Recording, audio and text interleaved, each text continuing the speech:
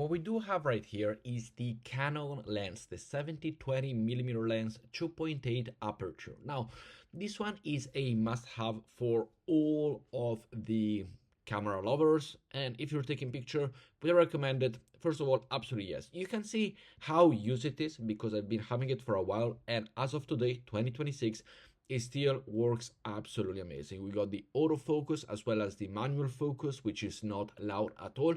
We have all of the settings over here, from bringing from a 70mm to a 200mm. You can zoom it in or zoom it out according to what you want.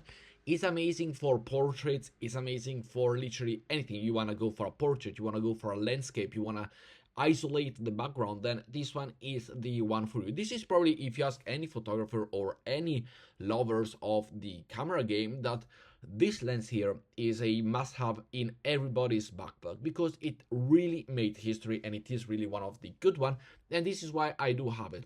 It mounts to the Canon camera without a problem, as you see there, and overall it is really amazing, good quality. It doesn't stretch out when you go and zoom. It is basically an in-house zoom that basically simply the lens inside goes in and out, but overall it is absolutely gorgeous. Great details, great must-have, and would I recommend it?